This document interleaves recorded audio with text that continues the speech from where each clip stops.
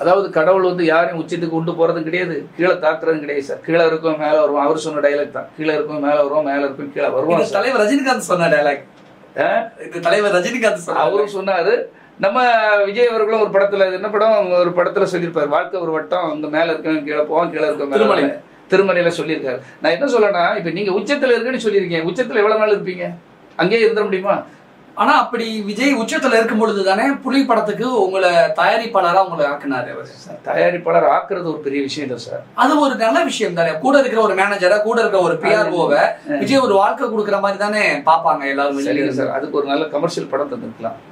விஜய் தந்திருக்க ஒரு படம் வந்து தந்ததுக்கு நான் சந்தோஷம் தான் பட்டிருக்கேன், எல்லா இடத்துலையும் நன்றி தான் சொல்லியிருக்கேன். ஆனால் அது நீங்க தந்திருக்க ஒரு படம், அது மூலமா நான் மீண்டு வரணுமா வர வேண்டாமா? ஒரு படம் தந்தா உன்னால் வாழ வேண்டுமா வாழ வேண்டாமா? ஆமா, வாழணும். எப்படி வாழ்ந்தேன்? அந்த படம் வந்து என்ன மாதிரி படம்? ஒரு எக்ஸ்பெரிமெண்ட் மூவியே என் கையில கொண்டு தாராங்க. அந்த படத்துக்கு இன்கம் டேக்ஸ் ரைடு வருதுன்னா என்ன, எத்தனை சோதனைகளை, வேதனைகளை, எத்தனை கடினமான கஷ்ட பாதைகளை அனுபவிச்சுங்கிறது எனக்கு தான் சார் தெரியும். அந்த எல்லாருக்குமான கேள்வி, அந்த புலி படத்துல என்ன நடந்துச்சு? ஏன்னா விஜய் 1.5 கோடி ரூபாய் ஃபைன் கட்டுற அளவுக்கு இன்னைக்கு சூழல் மாறி போயிருக்கு.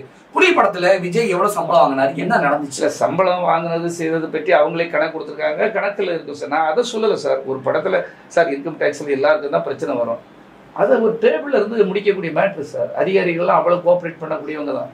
இவங்க டேபிள்ல இருந்து நீங்க அவங்களுக்கே சவால் விடுறது, அவங்களே பஞ்சாயத்து டைலாக் விடுறது. அதிகாரிகளே சொல்லிருக்காங்க, அவங்க கோஆபரேஷன் கிடையாது. அவங்க கூட இருக்க ஆடிட்டர் சரி, அவங்க கூட திமிரு, தான் பெரிய நடிகர்ங்கிற ஒரு திமிரு. விஜய் கூட இருக்குங்களா? 2 பேரும் சொல்ல வரீங்க. விஜய் கூட ஒரு ஆடிட்டர் மாதிரி ஒருத்தர் இருக்கான், வெங்கட்ராமன். பொருளாதாரம் எவனையும் மதிக்கிறது கிடையாது. அவங்களாம் அவனை பற்றி ஒரு பாய்சன். நான் யாரையும் குற்றம் சொல்லக்கூடாது, எல்லாரும் சொல்றேன் சார். யாரையும் பகையை உருவாக்கிட்டு போயிடுவான். விஜய்க்கு பகையை உருவாக்குறதே அவன் தான்.